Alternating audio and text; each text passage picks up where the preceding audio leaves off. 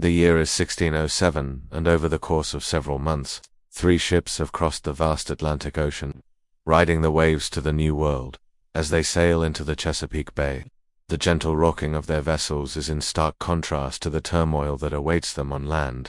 The ships are carrying 144 men, women, and children who will soon establish the first permanent English settlement in North America. Their destination, an area known to the Native Americans as Nakameka, which would later become known to the English as Virginia, and we're going to go there now.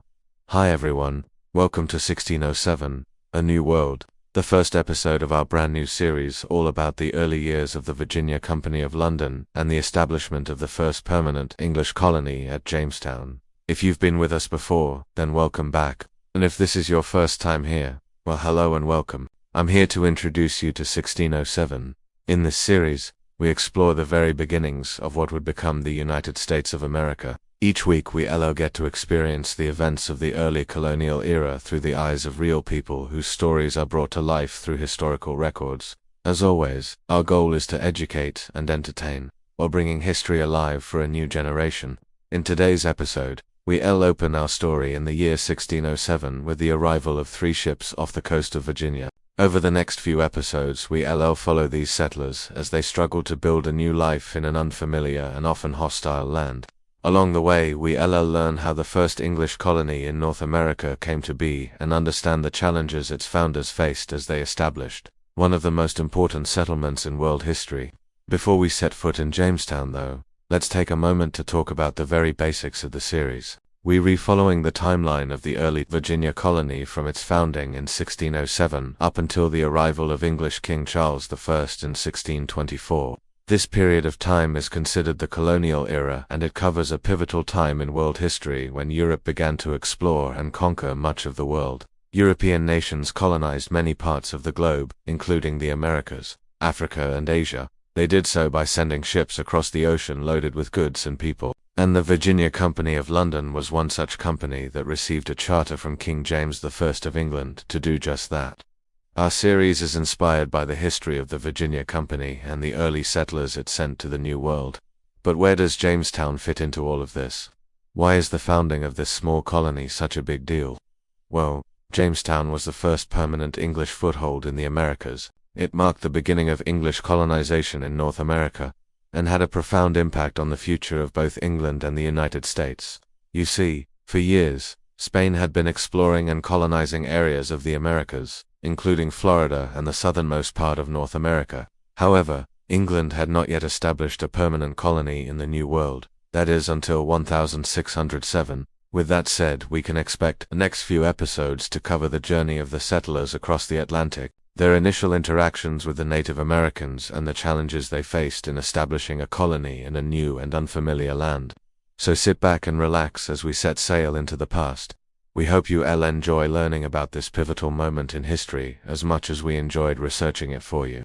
Now let us begin our story as the settlers arrive in the Chesapeake Bay in 1607. The year is 1607, and after months at sea, the 3 ships of the Virginia Company, the Discovery, the Susan Constant, and the Godspeed, have finally arrived in the Chesapeake Bay. The Mayflower had made landfall in North America 2 years prior. But unlike that earlier voyage, the Mayflower's passengers were not the first Europeans to set foot on the continent. The Norse had established a settlement in Newfoundland, Canada around 500 years earlier, but it had long since been abandoned. Likewise, the Portuguese and Spanish had explored and claimed vast territories in the Americas, but the English had yet to establish a permanent presence in the New World, that is, until now. As the ships approach the shore, the passengers eagerly scan the landscape for signs of life. They are met with the sight of tall trees and thick underbrush, a far cry from the bustling cities and tidy villages of England. The air is filled with the sounds of birds and the rustling of animals unseen. The settlers are both excited and apprehensive about what lies ahead. They know that they are on the cusp of something momentous, but they also know that they are entering uncharted territory. Among the passengers are a diverse group of men, women, and children. There are young adventurers seeking new opportunities, as well as families hoping for a better life in the New World. There are also soldiers and skilled workers who are essential to the colony's survival. The settlers disembark from their ships and set foot on the shore, officially establishing the first permanent English settlement in North America, which they would name Jamestown. As they explore their new surroundings, they are struck by the beauty of the land, but they are also acutely aware of the challenges that lie ahead. They must build shelter, find food, and establish a sustainable way of life in an environment that is both unfamiliar and potentially hostile. The settlers are a mix of adventurers, farmers, craftsmen, and laborers, each bringing their unique skills and experiences to the colony. They work together to clear the land, build houses, and establish a basic infrastructure for the settlement. It's slow, hard work, but they are determined to succeed.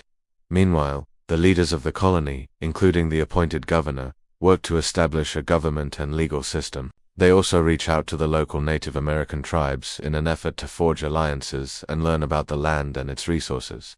But not everyone is welcoming. Some members of the colony harbor prejudice and fear of the Native Americans, viewing them as savages and a threat to their way of life. Others, however, recognize the importance of building relationships with the indigenous people and learning from their knowledge of the land. As the colony slowly begins to take shape, the settlers face a constant struggle for survival. They must contend with disease, hunger, and the threat of attack from both the elements and hostile tribes. But despite the hardships, there is a sense of community and shared purpose that binds the colonists together. They celebrate small victories, such as the planting of the first crops or the arrival of supplies from England, knowing that their success or failure could depend on their ability to persevere. The settlers continue to push forward, determined to make the colony a success. They establish trade routes with other colonies and settlements, and some even begin to explore the vast wilderness beyond the immediate vicinity of Jamestown. Despite the challenges, there is a growing sense of hope and possibility in the air. The settlers are starting to feel like they might actually be able to make a life for themselves in this new land. Alright folks, that's going to bring us to the end of our first episode. I hope you enjoyed our gentle introduction to the series and the world of 1607. Remember, if you liked what you saw today, be sure to subscribe so you never miss an episode. Special thanks to our supporters for making episodes like this one possible. If you'd like to support us, please check the description for ways that you can do just that. Until next time, stay safe and remember, history is full of surprises. Well, hey there and welcome to Unit 4, Part 2 of the AP World History curriculum. In this video, we're going to look at how Europeans began to dream of and plan for their own new worlds in the Americas. And as always, if you want to get notes for this video, check the description below. If you want to get all my videos in one easy package, click right here in the card or the link in the description to get access to my full course, which is updated for the 2024 exam every August. Let's get started. Okay, before we jump into this video, let me make sure you know what you need to know for this unit. Unit 4, Part 2 is all about exploring how European nations took the lead in world exploration and colonization. And specifically for this section, you need to know how and why European nations explored and colonized the Americas and how and why European colonization efforts succeeded in some regions but not others. Now, the only specific thing you need to know is how and why England envisioned its North American colony of Virginia. So that's exactly what we're going to do in this video. So go ahead and get those neurons firing and let's get to it. Okay, now let's talk about England's dream for a new world. But before we do, let me just remind you to leave a comment below. Now let's go.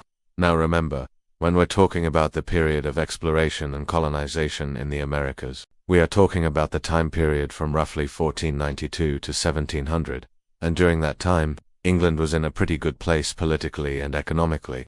Remember, England had broken away from the Roman Catholic Church and established itself as the head of the Church of England, with Henry VIII and then Elizabeth I solidified that break and made the Church of England a state religion. And upon Elizabeth's death, her successor was James VI of Scotland, who would become James I of England. And because he was a Scottish king taking over the throne of England, this period is sometimes known as the early Jacobean period, named for Jacob or James, and England was in pretty good shape economically. It had survived the worst of the plague, which had killed off about 1/3 of the population in the 1660s, and had enjoyed a period of economic recovery. So with these favorable conditions in England, it seemed like a good time to think about expanding overseas. But beyond that, there were three major motives for colonization. First, there were the riches of the Americas. England and other European kingdoms had grown wealthy through long-distance trade, particularly with Asia, but they knew that the wealth of the Eastern world came from the production of other regions. They wanted to find a way to get to Asia by sailing west across the Atlantic, and they also wanted to find mineral resources like gold and silver that they thought were located in abundance in the Americas. Second, there was the desire for land. European population growth had been significant since the Black Death, and people were moving into cities in search of work. Colonization offered an opportunity to establish new homes for people in North America. And third, there was the rivalry with Spain. As you learned in the last video, Spain had been the first European nation to colonize the Americas, and by the early 17th century, it had established colonies throughout Central America, South America, and the Caribbean. And so the English and other Europeans sought to possess not only wealth and land, but also power, and they wanted to take land away from their greatest rival, Spain. Now, while Queen Elizabeth I encouraged exploration and privateering against Spanish ships and settlements, she did not encourage colonization. However, once James I came to power, he was much more open to the idea, and in 1606, he chartered a company called the Virginia Company of London. Now the key to understanding how the English envisioned their new world is to understand that, unlike the Spanish who sent conquistadors to conquer lands for the king and set up settlements afterwards, the English came to North America in order to set up settlements first and extract resources from the land after that. This group, the Virginia Company of London, was a joint stock company, which means that it was a business organization formed by investors who bought shares in the company, and this allowed them to pool their resources and invest in the settlement of the New World. The king gave the company a charter, which was a document that gave them permission to establish a settlement in North America between the latitudes of 36 and 40 degrees north. And the reason this latitude range was important is because they believed, based on calculations by a guy named Richard Hakluyt, that somewhere in this region there was gold to be mined, and so the goal of the Virginia Company was to establish a settlement along the coast of this region, and then from there they would march inland to find gold and other natural resources. Now, this belief in the existence of gold further inland is why the English settled in what would become Virginia rather than New France or Canada, which was founded by French explorers like Samuel de Champlain in 1608. Now, the English did establish a settlement in Newfoundland, but it was never really a viable colony. Gold was never found, and so the English shifted their focus to the area south of there, and that is what eventually became the colony of Virginia. But before we wrap up, let us make sure you can use this information to answer a couple of questions from the AP government curriculum. First question comes from the comparatively. How and why did different European countries come to dominate different regions of the Western Hemisphere? Well, you can use your knowledge of Spain and England to compare and contrast the two. You could talk about how both Spain and England were looking to acquire wealth and power, but they went about it in different ways. Spain's main motivation was wealth in the form of precious metals, and so they looked for opportunities to conquer existing settlements and extract wealth from them. England's motivation was to establish a permanent settlement and then extract the wealth of the land. You could also talk about how the English had a greater interest in establishing settlements in North America, while the Spanish focused primarily on Central and South America. You could also mention that the Spanish had the advantage of already having extensive experience in the Americas, while the English were just getting started. And the second question comes from the same prompt. How and why were European colonization efforts more successful in some regions than others? Well, again, you could compare and contrast Spain and England to illustrate your answer. You could talk about how England was able to establish successful colonies in North America because of its favorable political and economic situation at home, whereas Spain's colonies were becoming increasingly difficult to manage due to a series of costly wars.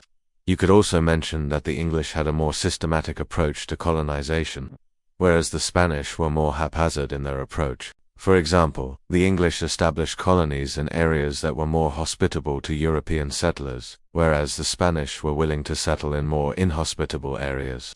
Finally, you could talk about the role of geography. The North American colonies were more isolated from the rest of the world, whereas the Spanish colonies in the Caribbean and South America were closer to Europe and more easily accessible. Alright, click right here to grab all my videos in one easy package. Subscribe if you want me to keep making these videos, and I'll see you in the next one. The Mayflower had carried the first pilgrims from England to New England 2 decades earlier, and now in 1620 a new company was set up to take more settlers across the Atlantic Ocean. But this time they wanted to do it in style. They built 3 ships, each one bigger than the last. Susan Constant, The largest of the three was 100 feet long with a beam. That is the width of the ship. That measured 30 feet. She could carry nearly 400 passengers and crew. Next in size was Godspeed, which was 85 feet long with a 25-foot beam. She could carry about 300 people. Finally, there was Discovery, which was the smallest at 70 feet long with a 20-foot beam. She could hold about 200 passengers and crew. Now, you're probably wondering who would take such a long and dangerous journey. And to answer that question, let's go to the tavern. Taverns were the center of life in early modern England. They were places to get food and drink, sure, but also where men gathered to discuss politics, make business deals, and find passage on ships like those that would sail to New England. In the case of the ships we're talking about today, most of the passengers were gentlemen like the owner of the tavern here. They were merchants, landowners, or even a member of Parliament, like Robert Heath, who invested in the colony and owned a seat on the Susan Constant. These gentlemen were going to New England for two reasons. First, they wanted wealth, either for themselves or for their country. Many believed that if they could establish a successful colony in North America, they would be rich beyond their wildest dreams. Second, they wanted land. Gentlemen like Heath saw the vast amount of open land in New England as an opportunity to create large estates worked by many servants and slaves. In fact, when Robert Heath arrived in New England, he claimed all of the land between the 36th and 42nd parallels for himself, an area that included parts of Maine, New Hampshire, Massachusetts, Connecticut, Rhode Island, and Vermont. Only later was this land divided into colonies for the individual states. But these gentlemen weren't the only ones heading to the tavern. Many times they would meet laborers like Thomas Allen. He and his wife and children were among the 36 passengers on board the Discovery who were paying for their passage with their labor. These people were known as servants, and they signed a contract for 4 to 7 years of work in exchange for their ocean passage and room and board. Servants were usually young, unmarried men, but sometimes families like the Allens were indentured as well. While it may seem cruel today, this was actually the best way for poor people in England to get to North America. As we've seen in previous episodes, the cost of passage for someone who could pay was around £100. This meant that unless your family was wealthy enough to pay for everyone's passage, say a husband, wife, and 5 children, it would cost over £500. That's the equivalent of almost $15,000 today. It would have been impossible for most working-class families to save that much money, so being able to work off their passage was a godsend. There were also other passengers at the tavern. Some were convicts who were given passage in exchange for their labor after they served their prison sentence. Others were young men who enlisted in the Virginia Company's military force. And some, like Anne Hutchinson, were simply along for the ride. Her story is one of the most interesting, so let me tell it to you. Anne was a Puritan. That is, she followed a strict religion that rejected the rituals and ceremonies of the Church of England. Puritans wanted to purify the church by making it simpler and focused on the Bible alone. Now, while Anne wasn't a wealthy landowner, she was part of the elite group of Puritans in Boston. Her father was the minister of the town, and she grew up with a silver spoon in her mouth. She liked to host parties with the finest food and drink and music, but Anne was also very curious about the New World. When the Virginia Company announced its plans to build a fort near Cape Henry, she asked her friend, Robert Heath, if she and her family could accompany him on the voyage. Heath agreed, and Anne became one of the most unlikely passengers ever to cross the Atlantic. It was rough for everybody, but especially for women. There was no privacy. Everyone slept in the same room, men, women, and children. Toilets were located outside on the deck, and baths were rare for most of the voyage. Food consisted of dried meat and peas, and bread made from hardtack, which was a type of biscuit made from flour and water. Anne wrote, "We are not like to see good bread baked there, nor any pleasant things to eat, nor such store of victuals as will hold out for such a time. And as for drinking water, it often came from rain collection barrels," which might sound gross today, but in the 1620s, sailors were more concerned about salty ocean water than they were about bacteria. In addition to the lack of fresh food and clean water, there was something else that the passengers dreaded, and that was the scurvy. Scurvy is a disease caused by a vitamin C deficiency, and it tore through the crews of ships. Symptoms included weakness, fever, bleeding gums, and ultimately death. Every ship carried limes and lemons, and the sailors were required to eat them daily to keep from getting sick.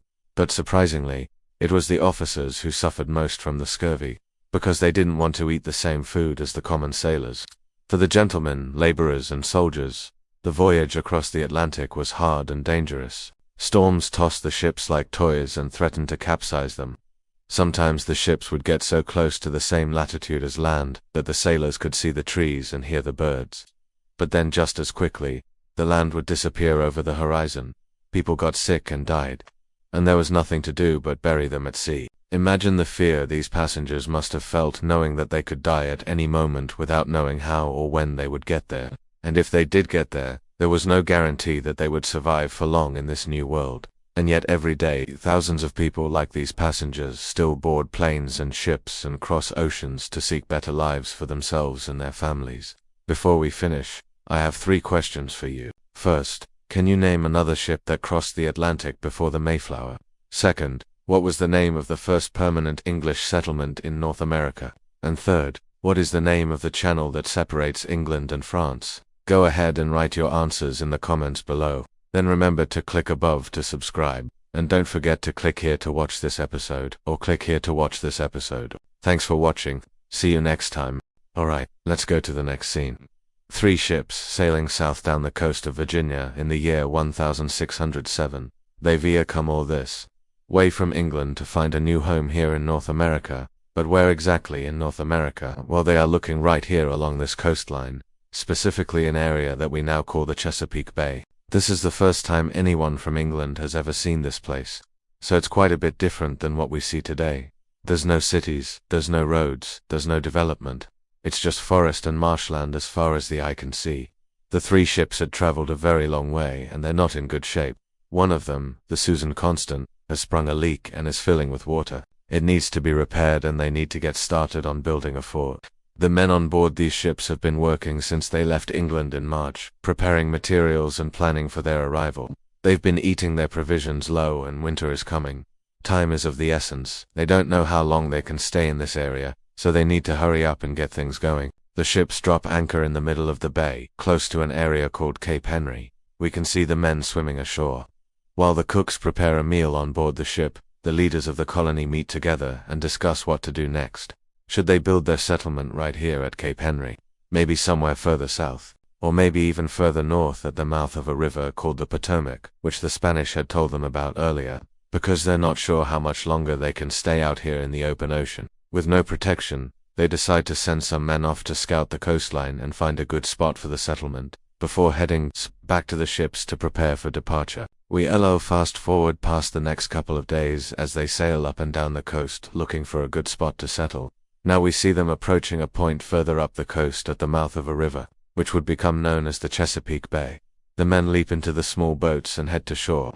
And yes, you heard me right. I said the Chesapeake Bay. At this time, the people who we today call the native inhabitants of this land were speaking a language we would today call Powhatan. We will eventually learn more about them in future episodes, but for now we will only refer to them by the name Algonquin. As the men make their way through the thick forest, they start to hear the sound of running water, and the sight before them makes them stop in their tracks. It is a beautiful clear area full of tall trees and surrounded by a crystal clear stream of fresh running water. Just beyond the clearing is a large and deep river flowing from the mountains to the east and leading all the way to the sea. The men waste no time in getting to work building a fort here. They chop down trees and clear away underbrush as they race against time to get this place ready for habitation. The area they have chosen to settle is protected by the high banks of the river on one side, and by thick and tall forests on the other 3 sides. The river also provides fresh drinking water and food in the form of fish. It will also serve as a highway to bring goods to and from the ocean. The men are able to finish construction of a fort just in time as another supply ship arrives from England. This will be the first English settlement in North America, which will become known as Jamestown. Why did they choose this place for their settlement? Well, remember how I mentioned that the area they chose was protected by the river on one side and by tall trees on the others? Well, they didn't actually know that this river would be such a great natural defense, but they knew that they needed to protect themselves from enemies. That's why they chose this site up the James River, because they could easily defend it. As we'll learn later on, though, their defenses weren't very strong. But another reason they chose this area was because of the water. The river provided fresh drinking water, which was essential to the survival of the colony. And of course, the river was full of fish, giving them another source of food. Remember, these guys had been surviving on dried rations for months. while they traveled across the Atlantic Ocean and then sailed up and down the coast looking for a good place to settle.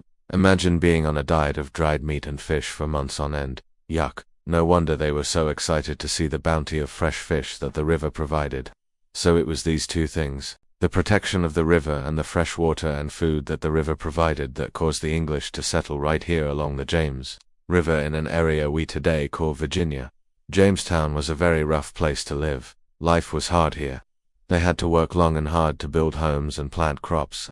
Harsh weather beat down on them, and disease took many of their friends and family. And yet, despite all of this, life here was better than what they experienced on the crowded streets of London. Food was more plentiful here. Land was more plentiful here. And if a person wanted to expand their wealth, they could do that here in ways they never could back in England. And so the colony survived and eventually thrived. People came from all over the world to come to this new land of opportunity. And today the United States of America calls itself a beacon of freedom and democracy to all the peoples of the world. I hope you enjoyed learning about the settlement of Jamestown. Click here to keep watching the story of early America, or click here to watch one of my videos about ancient civilizations. Don't forget to subscribe so you don't miss any of our new videos. Last time we talked about building Jamestown Fort, but this is how they actually built it. Here's how they built it. First, they created a big triangle, and then they made 3 smaller triangles inside that big triangle, one for each of the 3 sides, and then they connected them with these long straight lines, and that was the shape of the fort. The only difference was that in real life, there were no straight lines. It was just a zigzag all the way around. And that's exactly what I did in my fort. I didn't do any straight lines. It was just a zigzag all the way around, but you can see what I'm getting at. This is pretty much how they designed the fort, just a big triangle with 3 smaller triangles inside it, so there'd be one main gate in the middle of the fort, so they could go back and forth into town without having to worry about being attacked from behind. If they were working outside the fort, they could just go through that main gate, go back into town and then out one of the other 2 gates. They wouldn't have to worry about being attacked from behind. Now, before we get started, I just want to say that there is a lot of misinformation out there about how they built this fort. A lot of people say that they used metal tools, but that's not true. They didn't use any metal tools. It was all done with stone tools. Everything was carved with stone tools. But there are some people who say that they used metal tools to carve these perfect little notches in every single stick that makes up the fort. That's also not true. The notches weren't carved with metal tools. They were carved with wooden tools. You've got to remember that these guys were master builders. They knew what they were doing. They understood wood. They knew how to work with wood. So they would take a big log and they would find the grain that ran vertically up and down the log, and then they would carve right across that grain. Very shallow cut, just enough to make a little notch. But because they cut across the grain instead of with the grain, it made these little notches that really held the structure together. So that's how they built it. They just used their knowledge of wood to help them build this fort. Building a fort like this takes a lot of planning ahead of time. These guys were not stupid. They knew what was coming. They knew that they needed a strong fort, and they knew that a strong fort meant a well-planned fort. So they spent a lot of time planning where everything would go. Where would the palisade go? Where would the gate be located? Where would the guard towers be located? All of that had to be planned out ahead of time, so that when they started building they knew exactly what they were doing. So they spent a lot of time planning ahead of time, but once they got started, it went up pretty quickly. It took them about 6 weeks to build this fort, but it went up pretty quickly because they knew what they were doing. They understood how to work together. They had a division of labor. There were some people who were assigned to be guards, while others were assigned to build, and then once the fort was finished, those same people would switch jobs. Those who were builders would become guards, and those who were guards would become builders. So they rotated through these different jobs so everyone got a chance to do everything. And you might think that that would work great because everybody's doing their job. But the problem is that when you have a division of labor, you also have friction between the different groups. In this case, you've got the gentlemen, which is what they called the leaders, and then you've got the workers. And there's a lot of friction between these 2 groups. The workers feel like the gentlemen are pulling their weight, and the gentlemen feel like the workers are lazy. And that caused a lot of problems for them. It actually caused an uprising. The workers wanted to kill all the gentlemen and take over the colony, but thankfully they failed. But that shows you the kind of tension that was there between the 2 groups. It wasn't all just harmony and kumbaya. There was a lot of tension there. Another problem that they faced every single day was mosquitoes. Now, we know that Virginia is a swampland. It's full of water, and where there's water, there's mosquitoes. and the mosquitoes were bad. They were so bad that sometimes they would cover the faces of the sleeping colonists, and if they didn't wake up quickly and slap those mosquitoes away, they could suffocate. The mosquitoes were so bad, and that was just the beginning. There were other biting insects, too, and they were all horrible. Like I said, they covered the faces of the sleeping colonists, and if they didn't wake up quickly and slap those mosquitoes and other biting insects away, they could suffocate. Another problem was the water. Most of the water around here is brackish. It's a mix of fresh water and salt water, and that makes it really gross. It's really hard to drink that water. And even the rain was gross because it would collect on these broad leaves and then the mosquitoes would come and drink from it. So when you drank the water, you were also drinking mosquito juice. And then when you cooked your food, the smoke would rise up and it would collect on those same broad leaves and then the mosquitoes would come and drink from it again. So you were also eating mosquito juice when you ate your food. Everything they did was surrounded by mosquitoes. It seems like there was no escape from these horrible, horrible mosquitoes. Now, the third thing that they had to deal with every single day was the weather.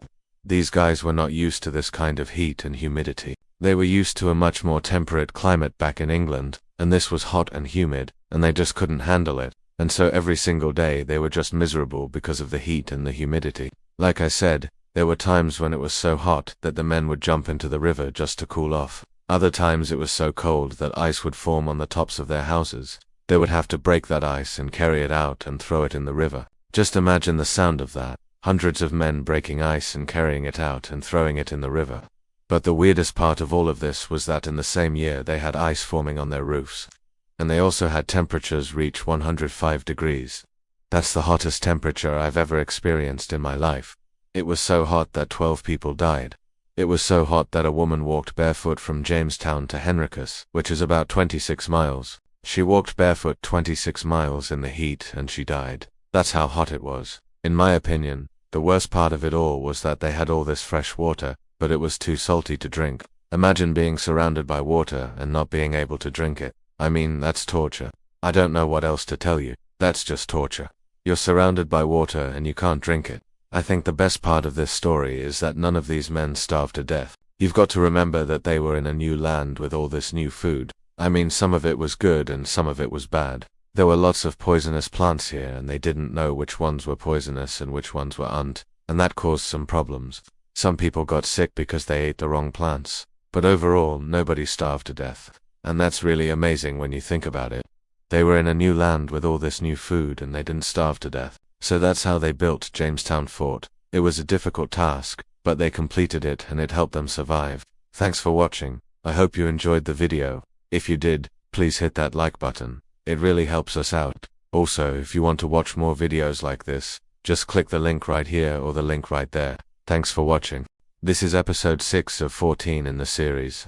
In this episode, we're going to look at how the English settlers of Virginia made first contact with the Powhatan Confederacy. We know today that these first meetings were cordial and beneficial for both the English and the natives, but things would soon go downhill from there. The Powhatan Confederacy was a collection of 30 or so small tribes united by language and culture that lived in what is now Virginia. The most powerful chief of the Powhatan Confederacy was Chief Powhatan, also known as Wahunsanaka. His daughter was Pocahontas. At the time of the English arrival in 1607, Chief Powhatan ruled over the tribes around present-day Richmond, Virginia. The first recorded meeting between the English and the Powhatan people happened in the spring of 1608, when two English explorers named John Smith and Glenn Spencer traveled up the Chickahominy River to meet with Chief Powhatan. Their mission was to find a suitable location to establish a fort. They would come across a small village inhabited by a tribe called the Weyanoke, who were allies of Chief Powhatan. The men would spend several days with the Weyanoke while they explored the area and bartered with the natives. Eventually, the English would decide to settle near modern-day Jamestown.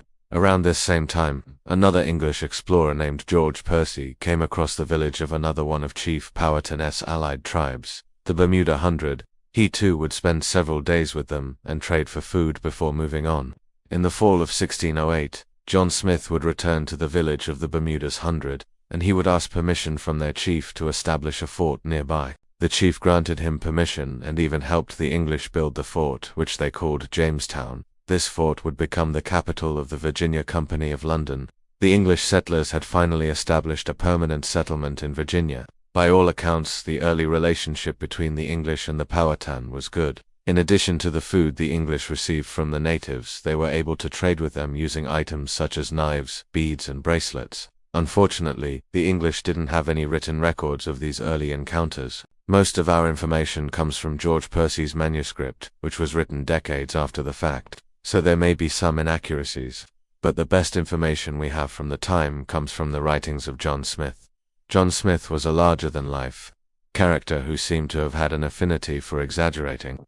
He wrote of great victories against the natives, and claimed to have single-handedly saved himself and many others from certain death at the hands of the natives. In fact, Smith had been captured by the natives on 2 separate occasions, and he said that only his charm and wit kept him alive, and it was his charm and wit that impressed the natives so much that they wanted to make peace with the English.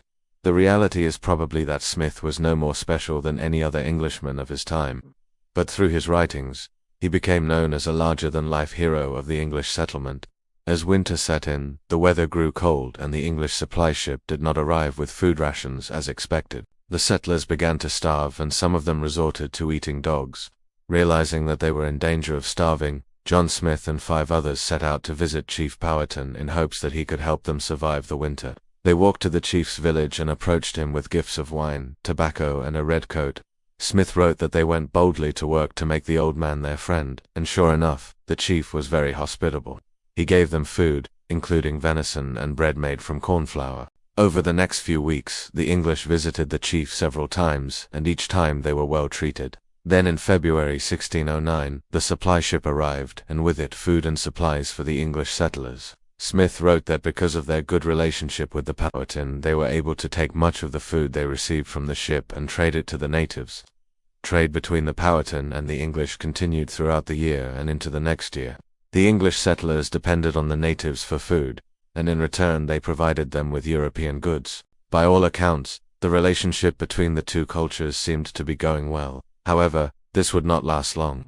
As relations between the two groups deteriorated, the English began to view the Native Americans as savages, and they began to write down stories of their supposed atrocities.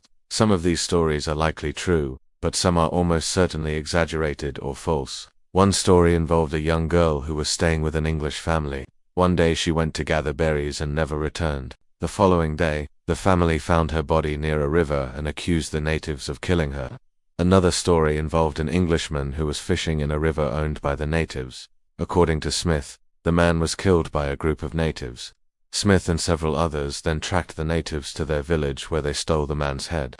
When Smith confronted the natives about the theft, they refused to return the head.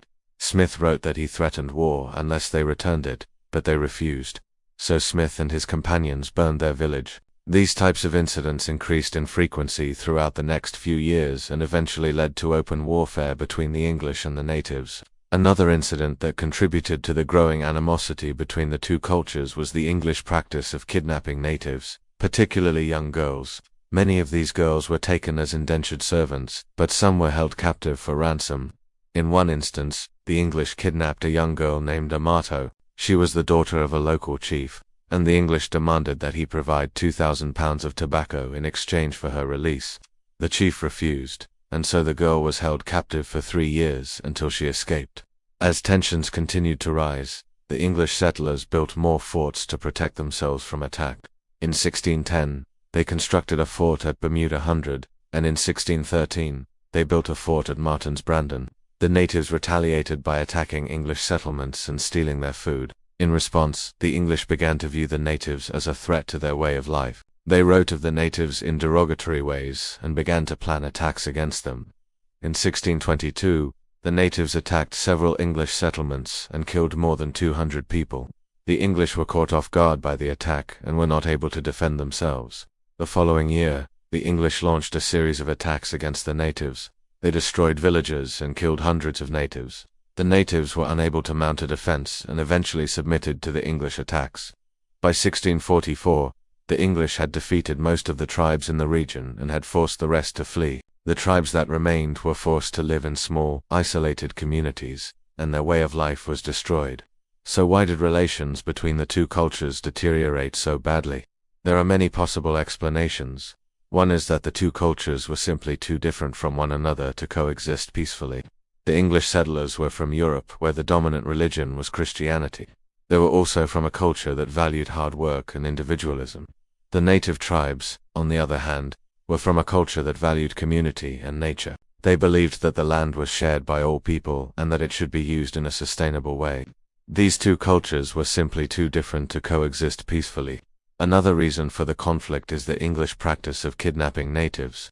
This practice was seen as a great evil by the natives, and it was one of the major causes of the war.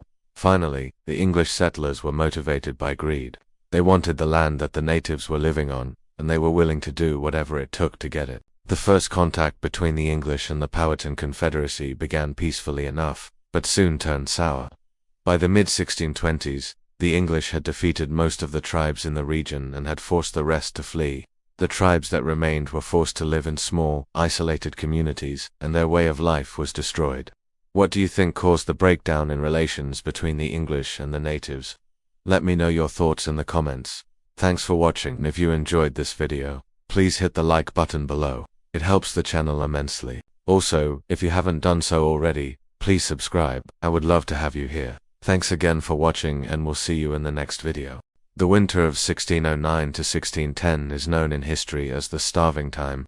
It was during this time that an estimated 40,000 people perished in the Virginia colony of Jamestown, which at the time was the only English settlement in North America.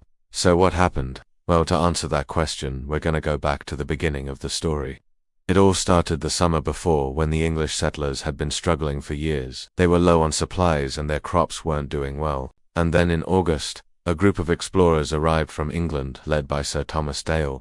They brought with them food and other supplies, and also news that there would be more on the way soon. But those supplies never came.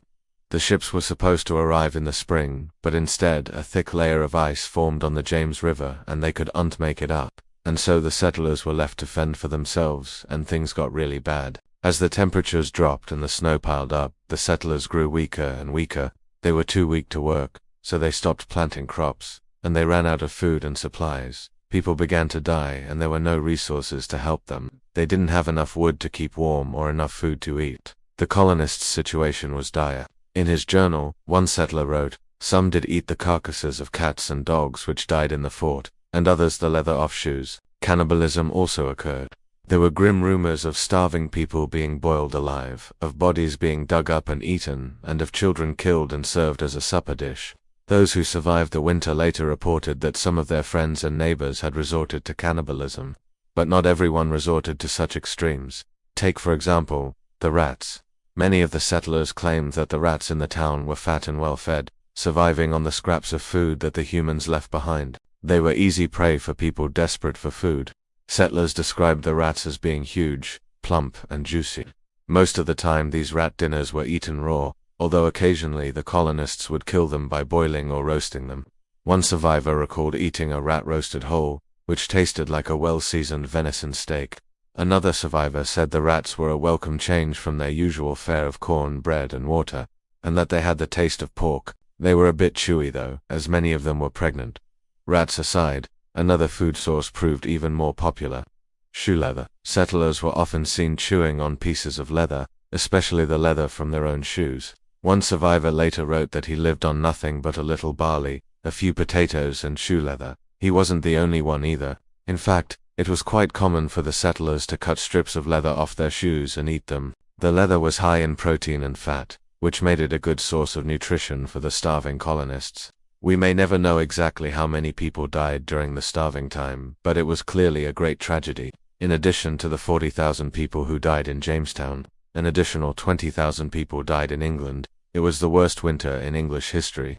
There are a lot of stories about the starving time, and most of them are pretty grim. We already talked about cannibalism and shoe leather, but let's go a little deeper into some of these accounts. For example, here's one from George Percy, who was one of the few survivors of the ordeal. "Never were such horrid and desolate objects in all the former world as the starving people in this land. Men, women, and children without any clothing or much covering, wandering up and down like ghosts or apparitions, ready to sink into the ground for cold or the grave, their fleshless legs and arms hanging down like withered leaves upon their backs. Some whose faces were never washed nor combed, with long and singed hair like a woman of what age or profession soever might be known by his stocking feet.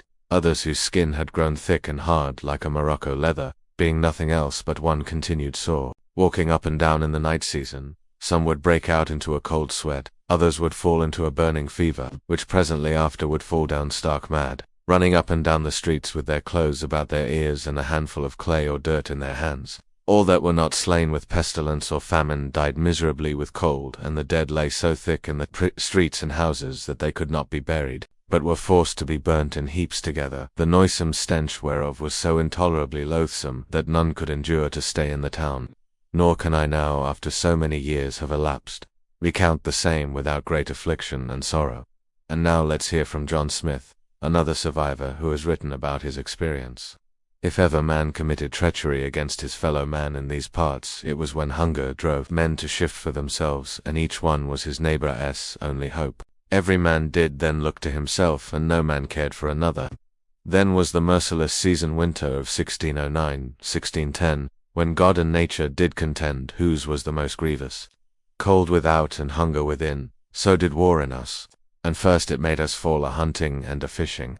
Never did the nimblest of us get anything but lean and sickly venison, and the season growing older, our store of powder and shot grew less and less. Thus our fears increased and despair grew higher, that we should fall by famine or inches and perish miserably. We looked forth to see our graves in the face of every frost. Every morning did bring us nearer to death. And no marvel if men's hearts grew desperate, and they did anticipate their end. For in truth, there was nothing which seemed to us more rational than death, and that rather to be chosen than this miserable life, so that if any strange and sudden frights or fits did betide them, they did not care nor think it a chance. If such a one did fall down stark mad, they said, well, he is gone where he would be. If another fell sick, they believed it was his last fit, and so neglected him, that they neither gave him meat, nor helped him, nor regarded him, and so they let him die. Such was our inhumanity that no city nor nation hath been in this kind of want since the deluge. Now, as bleak as these accounts are, they're still inspiring because they show the strength of the human spirit. Despite everything they went through, these men survived. They were able to endure the cold, the hunger, and the despair, and in the end, they were able to tell their story so that future generations would remember what they went through and learn from it. As you can imagine, the starving time had a profound effect on the colonists. It changed the way they saw the world and their place in it. For many of them, it was a time of great suffering, but it was also a time of great growth. They learned about the importance of community, the strength of the human spirit, and the resilience of the human body and mind. They also learned about the power of nature and the need to respect it. After the starving time, the colonists began to rebuild their lives. They created new communities, started new families, and began the long process of healing. They also began to share their story, making sure that the world would never forget the starving time. The starving time is a story that needs to be told and retold until we understand its lessons. It's a story of survival, of the strength of the human spirit, of the importance of community and the need to respect nature. I hope you enjoyed learning about the starving time. If you did, please like and subscribe, so you never miss an exciting episode. Until then, I'll see you next time. John Smith is one of those figures who looms large in American memory, despite relatively little being known about him. Most of what we think we know comes from his own writings, which are often at odds with what other people remember about him. So who was he really? Well, today we're going to talk about some things he definitely did do, including running one of the first schools in North America. That's coming up. This is our History channel. And today we're talking about John Smith and the early days of Jamestown. For more information about the people and events we discuss today, check out the description for links to additional resources, and don't forget to subscribe so you never miss an exciting episode. John Smith was born around 1580 in England. Probably. There's some question about that. And he grew up hearing stories about his father's adventures in France. So it's not surprising that when Smith was only 16 years old, he decided to join the French army and fight against the Spanish. Unfortunately for Smith, however, he didn't quite live up to his heroic expectations. According to Smith's own account, he was captured by the Spanish during the siege of Cadiz in 1596 and spent the next 4 years working in a Spanish prison as a galley slave. Some historians doubt this story, but the important thing is that it was published in 1624 in a book called A True Relation of Virginia, which became very popular. It told the story of Smith's travels in North America and helped set the tone for the colonization of Virginia. So whether or not it's true, the story served a purpose. Eventually, Smith escaped from Spain and returned to London, where he married and began making money working as an agent for a land company. In this capacity, he traveled to North America several times before settling in Virginia in 1608. As part of the second group of settlers at Jamestown, Smith quickly took charge. When the supply ship arrived, he organized the unloading and distribution of supplies. Then he set about building a defensive wall around the settlement to protect the colonists from attack. These efforts were rewarded in April when an English warship arrived carrying more colonists as well as food, ammunition, and other supplies. Now, most of the surviving records from Jamestown come from John Smith. He kept detailed notes about the weather, births, deaths, the planting and harvesting of crops, and even the wildlife they encountered. But he also wrote about the leadership struggles that plagued the colony. While Smith was organizing the defenses, another Englishman named Gabriel Archer was in charge. But Archer wasn't much of a leader. After a few months on the job, he'd accomplished nothing. So in September 1608, Smith led a group of colonists to capture a large fort near the settlement. Then he forced Archer and the rest of the council to swear an oath to follow his orders. At this point, he essentially became the leader of the colony, though technically he held no official title. During his time in charge, Smith explored the area around Jamestown, traveling up the Chesapeake Bay and discovering the falls that would eventually become known as Niagara Falls. He also journeyed inland to find fertile land where the colonists could grow crops. On one of these trips, Smith and his companions got lost and nearly starved to death. But just as they were giving up hope, they were rescued by a Native American woman named Pocahontas. Now, the details of this story are important. Pocahontas was the daughter of the chief of the Powhatan Confederacy, a group of Native American tribes in Virginia. According to Smith's account, she saved his life by warning him of an ambush, then brought him before her father. Chief Powhatan then decided to spare Smith's life, but he made the poor sap work for his dinner. Basically, Smith and his crew spent the night digging a hole to bury a hatchet, and the next day the chief gave them food and let them go. This version of events became very famous, even inspiring a Disney movie. But it's almost certainly a myth. We know that Pocahontas did exist and that she later married an Englishman named John Rolfe. She then visited London, where she converted to Christianity and died. But there's no evidence that she saved John Smith's life. Also, recent research suggests that her name may have been more like Rebecca. Either way, the myth stuck and became part of American folklore. While Smith was gone on this trip, a new supply ship arrived, but the captain refused to unload until he was paid. You see, the Virginia Company, which had funded the colony, had basically gone bankrupt. So instead of paying the captain, Smith went to see him and demanded that he be put in jail if the men didn't unload the ship. So that's what happened. But Smith found a way to escape. He swam from the prison ship to the mainland and then walked back to Jamestown. When the other settlers heard about his heroic escape, they freed themselves from the ship and all was well. Or maybe not so well, because John Smith left Jamestown in 1609 to go back to England and seek new funding for the colony. But he only made it as far as Bermuda before his ship wrecked and he was injured. When Smith recovered, he learned that the Virginia Company was no longer interested in supporting the colony, and he was pretty much done with his adventures in Virginia. However, he continued to write about his experiences and advocate for the settlement. He also continued to claim that he was the one who had saved the colony, and even though he hadn't been an official leader, he clearly thought he was the big cheese.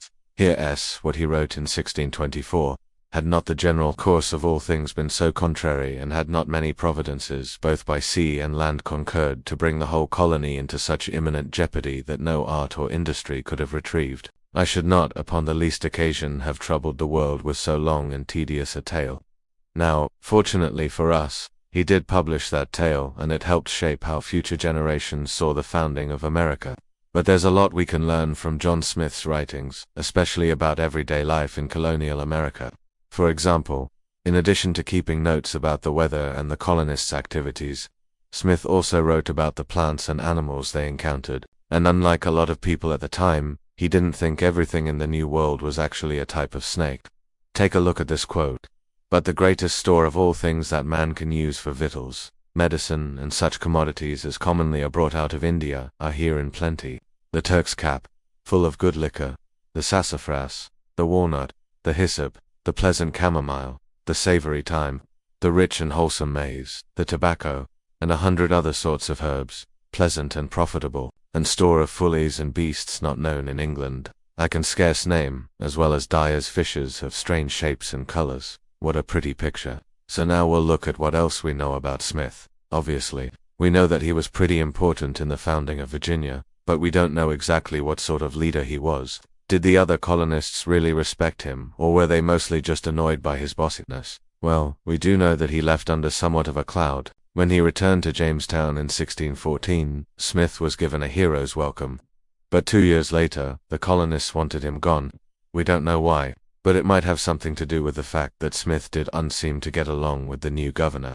Or it might have been because Smith seemed to take credit for things he didn't do. Remember that most of our information about Smith comes from Smith himself, so it's hard to know what to believe, but it seems likely that Smith's legend grew considerably after he left Jamestown. So why do we still remember him?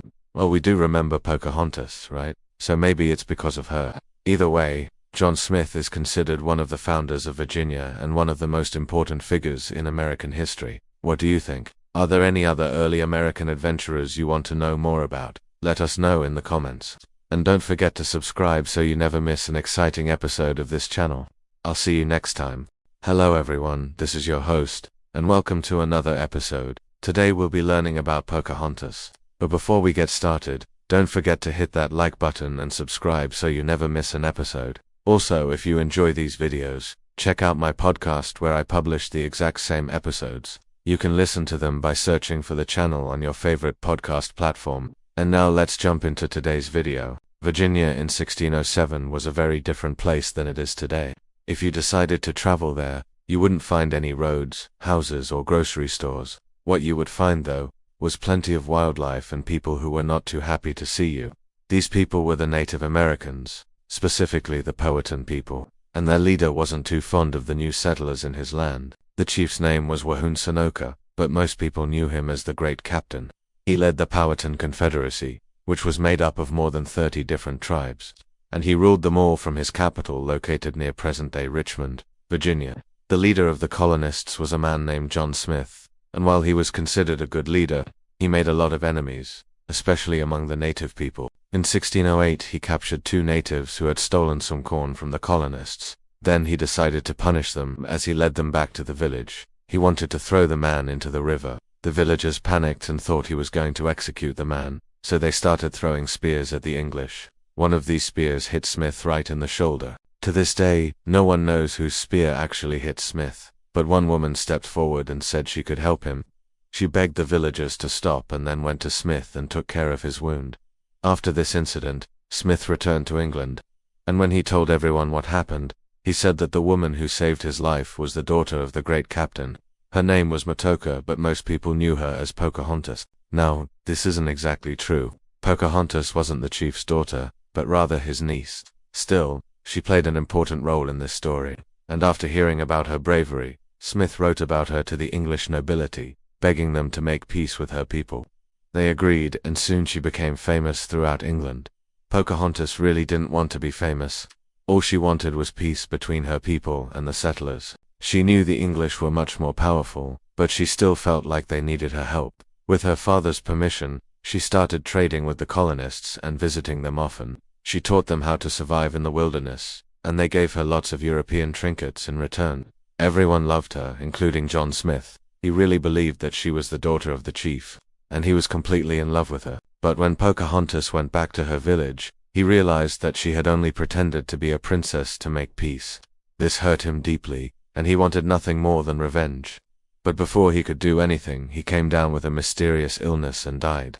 Now, knowing that Smith was dead, Pocahontas visited the English settlement once again. She brought food and other supplies, but the colonists refused to accept them unless she married one of their men. She refused at first, but eventually agreed to marry John Rolfe. He was a tobacco farmer who had recently come to the colony, and although he was much older than Pocahontas, he treated her very well. Soon after they were married, Pocahontas converted to Christianity and changed her name to Rebecca. Now, Rebecca really wanted to go back to her homeland and tell her people about the Christian God. But before she could do that, she got pregnant. When her son was born, she named him Thomas after her former suitor. Then John Rolfe packed up his things, put his wife and child on a boat, and set sail for England. The journey was long and difficult, but eventually they arrived safely and became quite famous. Pocahontas and her husband traveled all over the country, meeting with nobles and even the king. They performed dances for the amusement of the English, and Pocahontas wore expensive dresses and jewelry. She really enjoyed her time in England, but deep down, she knew she would never live there forever. She missed her home and her people, and she hoped to return someday. On June 1617, Pocahontas and her family boarded a ship and sailed back to Virginia. Everyone in the colony was excited to see her, and she spent most of her time visiting friends. She also went to see her brother, who was now the chief. His name was Cocoon, and he wasn't too happy to see her. After she left, the English started fighting with the natives once again, and when Cocoon heard about it, he went to confront them. During the fight, he was killed, and this made Pocahontas very sad. She tried to make peace between the two groups, but it was no use. The fighting continued, and eventually Pocahontas and her family had to leave the colony. They went back to England, and for a while everything seemed to be okay. Pocahontas met with the king and queen and received many gifts. She even attended a big party with all the other nobles. But just 3 years later, she fell ill and died. On March 21st, 1617, she was only 21 years old. The exact cause of her death is unknown, but it's believed that she contracted tuberculosis while living in England. She was buried in an Anglican church, but no one knows where. Historians have searched for her grave for centuries, but so far they haven't found it.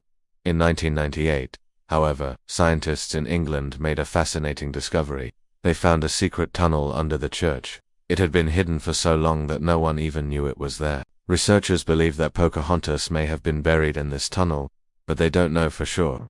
And to this day, no one knows where she was buried. So was Pocahontas really the daughter of the chief? Well, the answer depends on who you ask. Most historians agree that she wasn't related to the chief at all. Instead, she was the niece of the chief and his daughter-in-law. But John Smith claimed that she was his savior, and Rebecca Rolfe said that she was the chief's daughter. Regardless of what the truth may be, Pocahontas remains a symbol of peace between the English and the natives. And although she was only 21 when she died, she's remembered as a hero throughout Virginia. Thank you for watching this episode.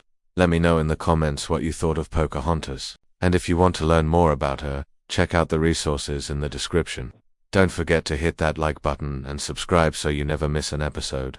You can also search for the channel on your favorite podcast platform to listen to these videos as a podcast. Thanks for watching. See you next time. So we've established that growing tobacco in Virginia was not a good idea. Yet despite this fact, tobacco would eventually become the most important cash crop in colonial America. So what changed? Well, one man's trash is another man's treasure. Or maybe it was another man's weed killer. Hey there and welcome to the channel. This is part 10 of our series on the economic history of the United States. And today we talk about how a stinky weed became America's favorite cash crop. Now, when we left off last week, things were not looking good for the colony of Virginia. Despite high hopes that they could make a profit growing sugar like they did in the Caribbean, the reality was much different.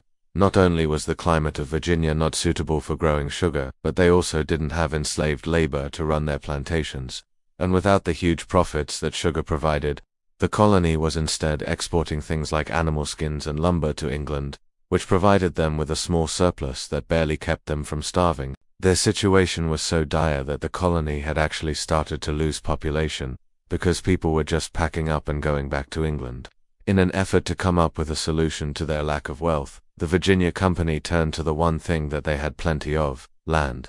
In order to attract new settlers to the colony, they introduced the headright system in 1618. Under this system, any settler that came to the colony would receive 50 acres of land from the company, as long as they were not a servant. Servants were people who agreed to work for a master for a set period of time, usually 7 years, in exchange for their passage to the New World. Now, while these indentured servants did get food and lodging while they worked, they were essentially considered property and were denied many basic rights. When their indentureship was up, some of them even chose to stay in servitude rather than enter into a society where they had no rights at all. But anyway, under the headright system, anyone who brought at least 2 servants with them to the colony received an additional 100 acres for a total of 150 acres. So if you had enough money to pay for your own passage and then bring 2 servants, you could make a decent living off of 150 acres of land. Now, The catch here was that this was public land and technically belonged to the Virginia Company, but once you cleared and cultivated some of it, you could keep it as your own private property. This system did attract a lot of new settlers to the colony, but not nearly enough to really turn things around. And then came John Rolfe. Rolfe was one of these new settlers who arrived in the colony in 1617, and began working as an independent farmer on someone else's land. Now, while the Virginia Company wanted to get people to settle in the colony, they really didn't care what those people farmed. At first, the colony had focused heavily on trying to grow sugar, but that proved to be unsuccessful, and so the next most profitable cash crop in Europe at the time was tobacco. So in 1612, Rolfe experimented with planting some tobacco seeds from Trinidad near Havana. The plants grew well in the Virginia soil, but the real test was whether the leaves were good for smoking. Apparently, his first batch was too bad, and he continued to experiment with different strains over the next several years. In 1614, he developed a strain that he claimed was higher quality than anything coming out of Trinidad. The following year, he planted 20,000 tobacco plants and cured the leaves using a process he learned from Native Americans. Then, in 1617, Rolfe took a cured sample of his tobacco to London with him when he returned to England for personal reasons. A few months later, he sent another shipment to England, and by 1619, tobacco was being sold in several London shops. Rolfe returned to Virginia and built a plantation house on his land where he grew and processed tobacco, and by 1623, he was shipping 2 million pounds of tobacco per year back to England. And why was it so profitable, you ask? Well, because of a little thing called supply and demand. See, while tobacco was popular in Europe, it was illegal. You see, the sale of tobacco was prohibited in England until 1673, meaning that all of the tobacco sold in the country had to be smuggled in. Because of this prohibition, the demand for tobacco was very high in England, and thus the price was too. By comparison, while sugar might have been more profitable on the surface, the Caribbean islands produced so much of it that prices were fairly low. So while there was definitely money to be made growing sugar, it just wasn't as profitable as growing tobacco. Over the next decade, tobacco exports steadily increased, and the colony of Virginia was finally making a profit. And let me tell you, everyone was extremely happy about this. By 1624, the governor of Virginia wrote that the colony had gone from a group of poor and needy outcasts to having the biggest black sheep in England. In 1625, King James I declared that every freeman in Virginia was entitled to plant and sell tobacco. So everyone, from the governor to the wealthy landowners to the impoverished farmers, got on board with the cash crop. But all of this success led to a couple problems. First, since tobacco was such a great way to make money, everyone decided to grow it. And when there was no regulation on the size of a farm, this meant that plantations quickly got enormous. Here's an example. When John Rolfe originally received his land, it was surveyed at 266 acres, but by 1642, his estate had grown to include 5,800 acres, 200 of which were dedicated to processing tobacco. Second, and probably worse, was that growing tobacco required a lot of labor. Most successful cash crops at the time were grown by small family farms that relied on the labor of their family members. However, tobacco was different. Not only did it require more land than other crops, but it also required an incredible amount of work to prepare the soil, plant the seeds, weed the rows, pick the leaves, and cure the product. It was so labor-intensive that most of these small family farms could not handle the workload and were forced to abandon it after a few years. However, there were a few ways that farmers could get around this problem. They could hire indentured servants to do the labor for them, but this was costly and risky because if the servants weren't satisfied with their working conditions, they could run away, or worse, they could simply die. If the farmer had to feed their workers and they died, they'd simply lose that labor. Or the farmer could rely on the slave labor of the Native Americans that they decaptured in war. But this was also risky because if the tribe that the slaves came from retaliated, they could risk losing their workforce all at once. But there was another option, and that was to buy enslaved Africans. Slavery had existed in the United States since before it was even a country when the Spanish introduced the first African slaves to the island of San Juan in 1522. Then, when the colony of Virginia was established in 1607, they began importing African slaves to work on their plantations. However, at this point, African slaves were very expensive, and most people could not afford them. An enslaved person imported from Africa cost about the same as an indentured servant for years of labor. So the economics just didn't make sense. But now that tobacco was a viable cash crop, all of that changed. While an indentured servant still cost about £100 when they first arrived, by 1642, enslaved Africans cost about £40, making them a lot more affordable. In 1643, the Maryland Assembly passed a law declaring that all enslaved people were property for life and could be inherited by others. This cemented slavery as an institution in the colonies and would lead to decades of misery and suffering for millions of people. By the end of the 1600s, tobacco plantations had become the dominant feature of the southern colonies, and would remain so for the next century and a half. So I guess you could say that tobacco was kind of a big deal. Dill, did you know that? Get it, Dill? Okay, moving on. Click here to watch this video on the American Revolution, or click here to watch this video. As always, thank you so much for watching. Okay, so this is a big one, and before we get started, let's just establish now that when I say big, I don't mean that in terms of size. No, this is one of the most significant events in the pre-revolutionary period, so even though it doesn't have the sex appeal of, say, Bacon's Rebellion or the Salem witch trials, stick with me here, because this is an absolute doozy. Alright, so let's begin. And for our purposes, we're going to be looking at Virginia specifically, because that's where this happened. And if you know anything about early colonial America, you know that Virginia was a very important colony. It had the largest population, it produced the most exports, and it was the mother colony, which means that other colonies looked to it for guidance. So if something big happened there, chances are it's going to happen everywhere else too. So what happened? Well, in 1618, the Virginia Company sent over Sir George Yeardley, who was like the regional manager for the whole region of Virginia. And Yeardley was instructed to turn the colony around. See, up until this point, the Jamestown colony had been a bit of a money pit.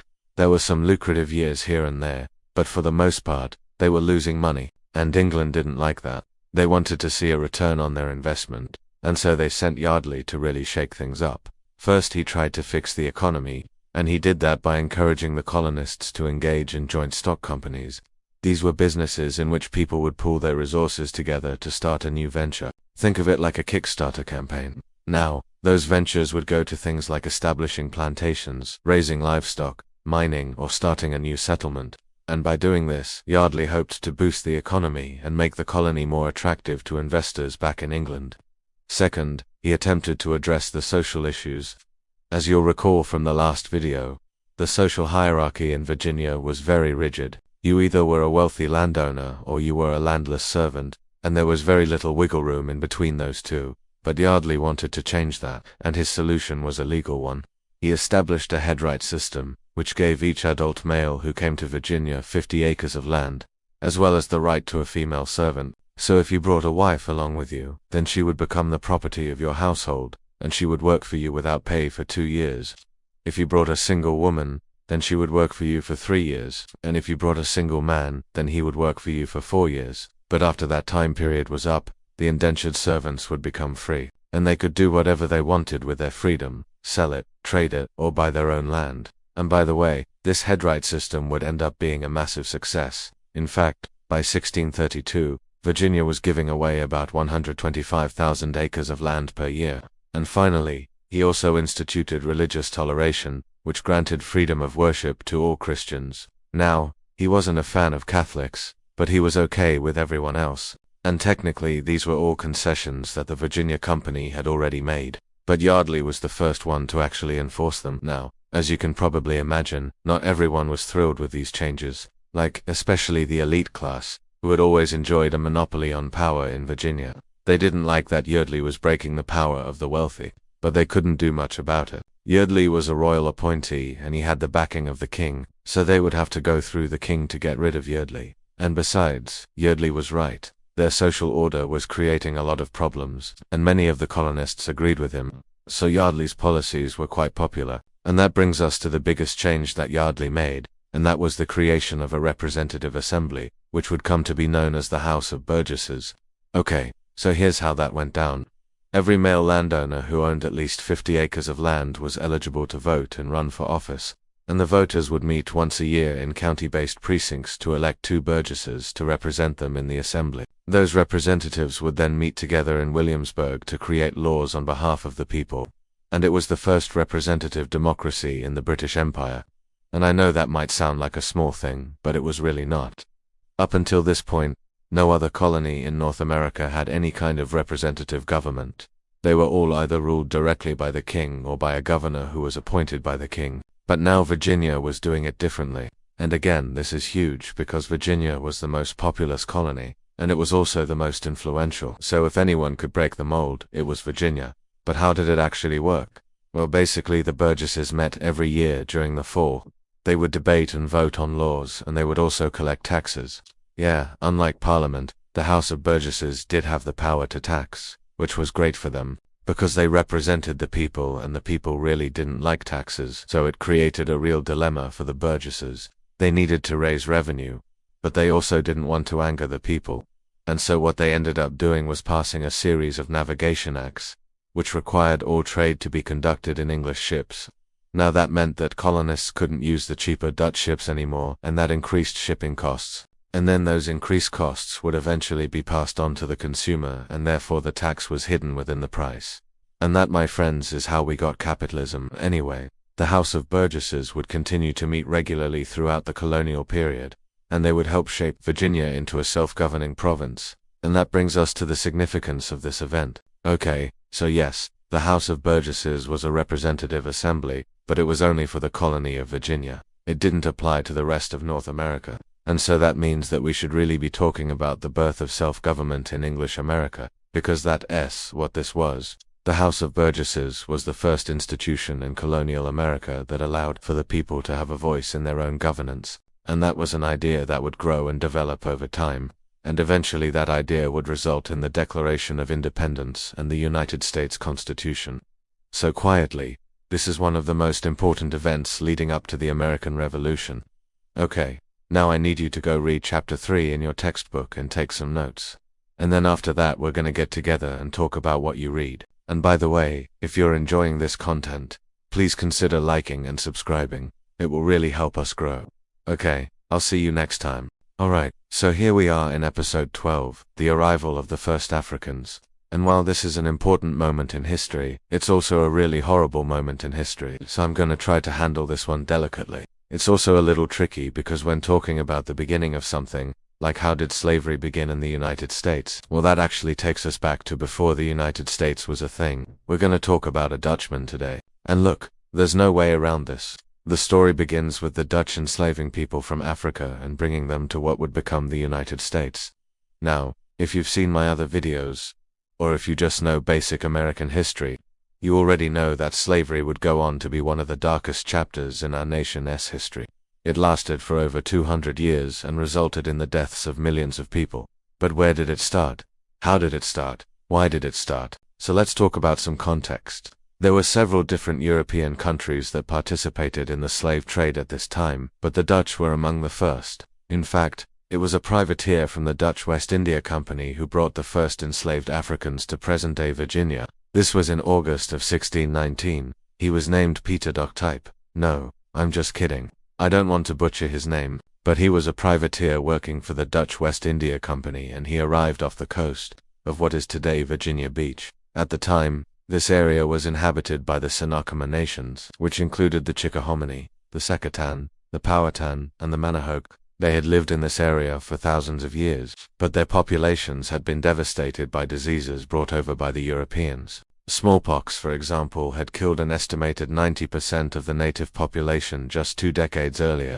This privateer, whose name I will not attempt to pronounce, had sailed to the West Indies and captured a Spanish ship, one that had been carrying African slaves. Now, at the time, slavery was not new. In fact, slavery had existed in many different forms throughout history all over the world. The difference now was that it was becoming more and more common, and it was becoming more and more systemic. When I say that slavery was becoming more systemic, what I mean is that there were entire economies that were starting to be built around the buying and selling of human beings. These Africans had been enslaved in their homelands, and then the Dutch bought them from the Portuguese. And then they were going to sell them in the English colony of Virginia. So when this ship arrived in Virginia in August of 1619, the Africans aboard were not the first slaves in the English colonies. That distinction probably goes to the Spanish, who had established a settlement in Florida in 1559. But this was the first time that Africans were brought to what would become the United States. Upon arrival, the Dutch offered the Africans on board a choice. They could either stay and be enslaved, or they could go with the Dutch back to Europe. You can imagine that the vast majority of the Africans aboard chose to stay in Virginia rather than return to Europe. Can you blame them? In the end, 20 of these men were sold to colonists for tobacco, cattle, textiles, and even money. And the next year, 1620, 30 more Africans would arrive in Virginia.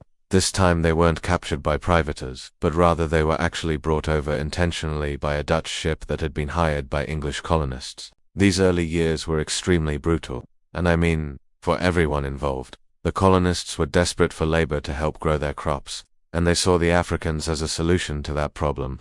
The Dutch West India Company stood to profit from the sale of these men, and the English colonists stood to profit from having someone to work their land. And then, of course, there were the Africans who were captured, transported, and then sold into this horrible situation. Everyone had a lot to gain, except, of course, those being enslaved. The point is that, in these early years, the colonists understood that they were buying people who were capable of doing hard labor. They weren't buying property.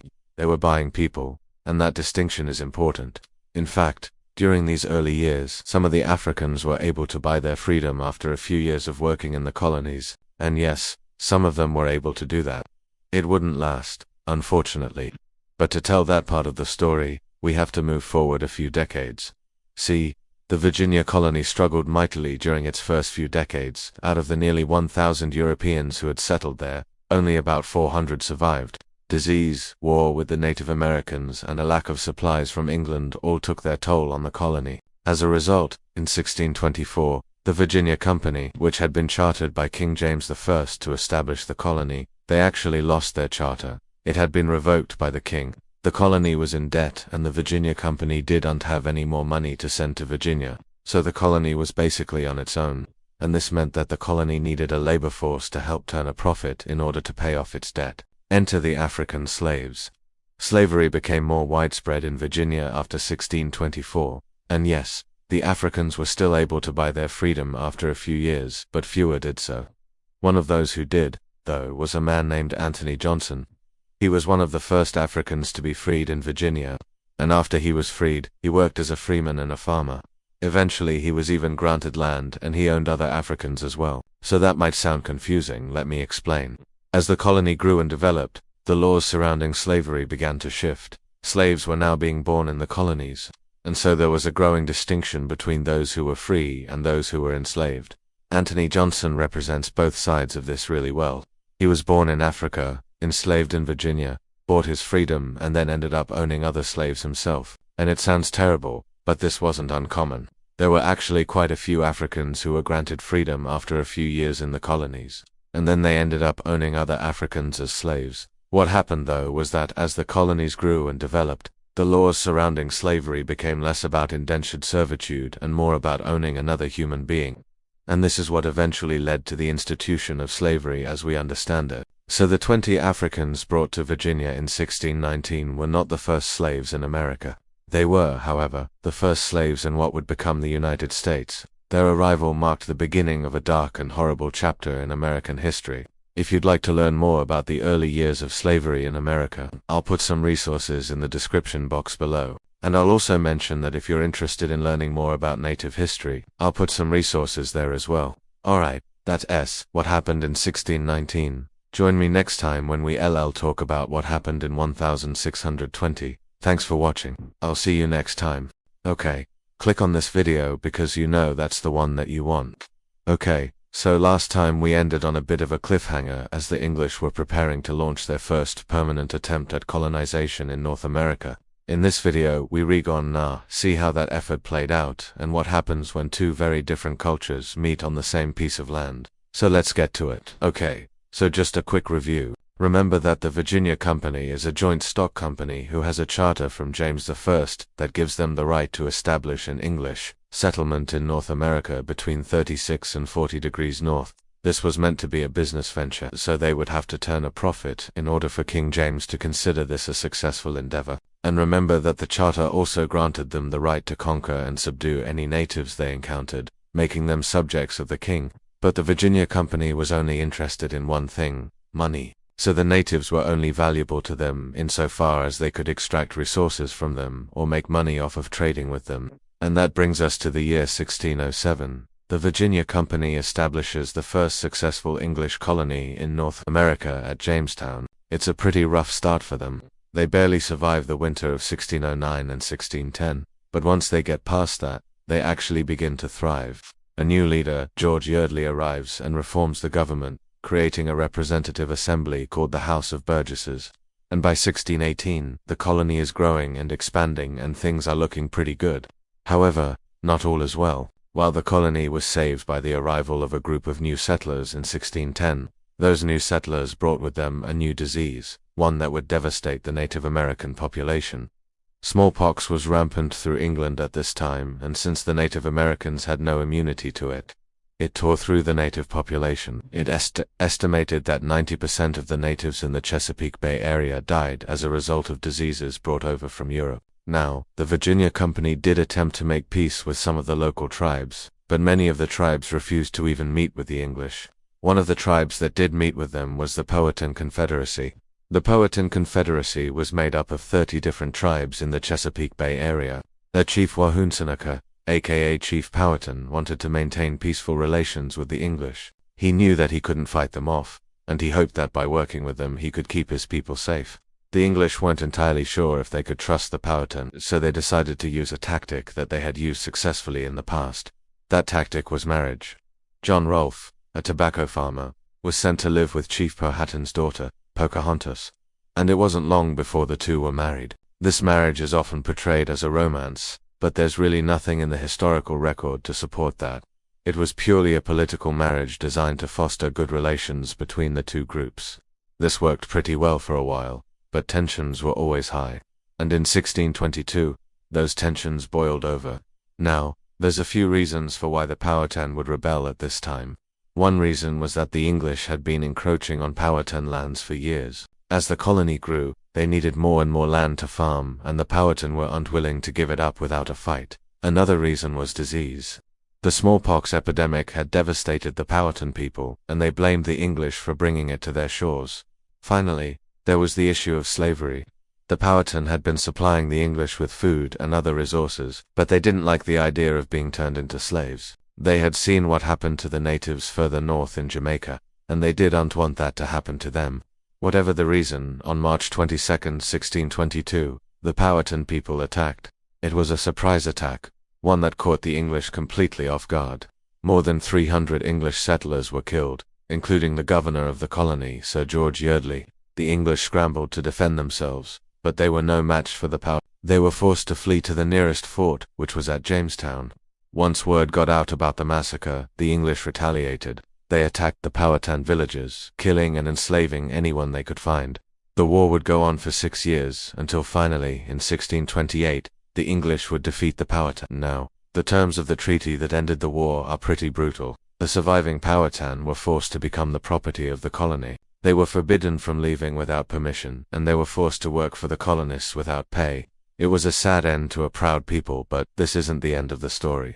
The Powhatan weren't the only ones who suffered during the war. The English had also taken a real beating. In fact, the uprising was the single greatest threat the colony had ever faced. It had nearly destroyed the colony, and if it weren't for the intervention of the Royal Navy, there's a good chance that it would have. Now, as I mentioned in the last video, the Virginia Company was a business venture, and up until this point, it hadn't exactly been a profitable one. They had asked King James for financial assistance in the past, and he had obliged. But after the uprising, he was done. Not only had the colony not turned a profit, but now they were a financial burden on the crown. In 1624, King James revoked the charter of the Virginia Company and made the colony a royal colony. This meant that the colony was now under the direct control of the king, and that the Virginia Company was out of the North American business. This wasn't necessarily a bad thing for the colony. It gave them access to more resources and more manpower, but it was a huge blow to the ego of the Virginia Company. They had failed where other joint stock companies were succeeding, and they had no one else to blame but themselves. Okay, so let's take a minute to talk about what we've learned. First of all, we learned that it's really hard to start a new settlement. It takes a lot of planning and a lot of resources. Second, we learned that it's important to be sensitive to the rights of the native people. The English didn't do this, and it nearly cost them the colony. Finally, we learned that the Virginia Company was a failure. Their inability to make the colony profitable lead to its demise. Okay, so what happens next? Well, the colony of Virginia continued to grow and prosper. By the end of the 17th century, it was one of the most successful colonies in the British Empire. But that doesn't mean that the relationship between the colonists and the natives was peaceful.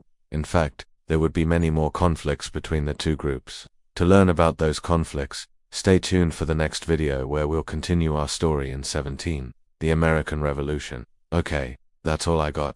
If you want more, check out my podcast where I interview historians about all sorts of topics related to the early modern world. Also, don't forget to leave a like on this video and subscribe if you want to see more from me. Thanks. Bye. Hello everyone, welcome to this house. Today we are exploring the legacy of Jamestown, part 10 of our Colonial America series. Make sure to hit that subscribe button so you never miss an exciting episode. And stick around after the bell rings for more on how you can help us reach our goal of bringing history to life for 1 million people. In 2019, archaeologists announced they had discovered the remains of what might be the very first English town in North America. Located just south of downtown Jamestown, the perfectly preserved foundations of about 20 buildings were uncovered, including what may have been the site of the very first representative assembly in the New World, a precursor to the English Parliament. These remains date back to the mid-1620s when the Virginia Company sent a group of skilled craftsmen from London to create a proper town, complete with cobblestone streets, brick houses, and a market square. This discovery came at the same time as another archaeological site nearby which yielded the oldest surviving European structure in the United States, a brick chimney built by English settlers in 1611. These are only the latest in a long line of discoveries here. From the excavation of the original fort in the 1990s to the unearthing of the remains of more than 300 people in 2016, the company hoped that these excavations would yield the remains of the lost colony of Roanoke, but instead they found evidence for a much later settlement. However, it is still possible that some of the lost colonists are buried here. Archaeologists continue to unearth new artifacts every year, and in fact, in 2021 they found a rare stoneware jar dating back to the 1630s. It was stamped with the initials EBS for Edmund Custis, one of only 3 men known to have survived the starving time. The presence of such a high-quality imported goods suggests that even during the darkest days of the colony, there were still some pockets of prosperity. But while archaeological research continues to shed light on daily life here, we also know a great deal about Jamestown from contemporary accounts. In 1624, an English visitor described the colony as, quote, a pretty good and well-planted town, with buildings made of either wood or brick, though admittedly some were in poor repair. According to him, there were several wharves along the riverbank, where ships could unload their cargo and fresh fish could be taken. The streets were wide and orderly, and many of the houses had gardens in front of them. The church, which had been rebuilt since the 1622 massacre, stood at the center of the town with a steeple visible for miles across the landscape. There was even a public well to ensure everyone had access to clean drinking water, and all of this was overseen by a council of 7 men elected by the colonists to maintain order and protect them from the ever-present threat of the Powhatan Confederacy. Jamestown was laid out in the midst of a thick forest, but over the course of the 1620s, the colonists began to clear the land for farming. They established tobacco plantations worked by both free settlers and indentured servants, and in 1624 they boasted of having enough food to feed an additional 10,000 settlers. From this perspective, the colony seemed poised for greatness, but the reality was far more complicated. While the visitor who wrote this account saw only a thriving community, other English observers were much less impressed. When he wrote to a friend about his travels in Virginia, he confessed that he was astounded at the level of poverty here. Even the governor's house, which should have been the grandest in the colony, was little more than a hovel. While there were plenty of fine brick houses here, according to him, there were also beggars in the streets who had not bathed in weeks. He claimed that if any visitors had arrived earlier than he did, they may have mistaken Jamestown for a camp of gypsies, so dirty and slovenly were the colonists. Most shockingly, he said that the English were looked down upon by the indigenous peoples as, quote, a nation of vile and ragged people. This image is in stark contrast to the mythology that has grown up around Jamestown. When most Americans think of the founding of their country, they recall the story of Pocahontas, a young Native American girl who saved the life of an English settler named John Smith. She then converted to Christianity, married a colonist and traveled to England where she wowed the king and cemented an alliance between the two countries before dying tragically young. It's a fairy tale that was popularized in the early 19th century, in part to promote tourism in Virginia, and to emphasize the supposed benevolence of the English conquest of North America, but it obscures the brutal reality of English colonialism. From the perspective of the Powhatan Confederacy, the arrival of the English was devastating. Prior to contact, the various tribes of this region enjoyed a high quality of life. They lived in small villages, often surrounded by fields of corn and cultivated land.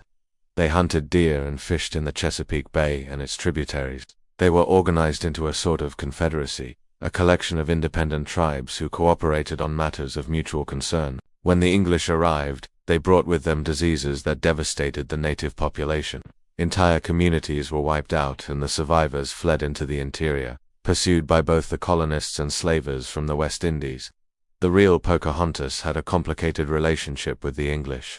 Her father, Chief Powhatan, initially considered them a valuable trade partner, but he quickly grew to resent their encroachment on tribal lands. When the English retaliated against a minor insult by killing several natives, he ordered the execution of an English prisoner, which enraged the colonists. For years the English and the Powhatan fought each other in a low-level war that included raids, ambushes, and acts of sabotage.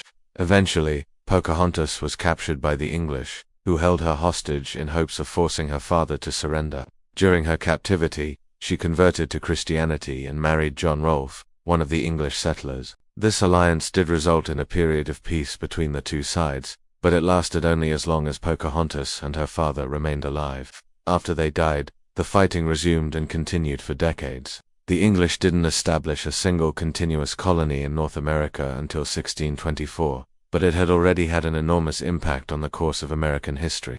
Between 1607 and 1624, thousands of English men arrived here, most of them young, unmarried bachelors. This created an environment that historian Alan Taylor calls a, quote, bachelor society, where there were few domestic roles and thus few constraints on individual behavior.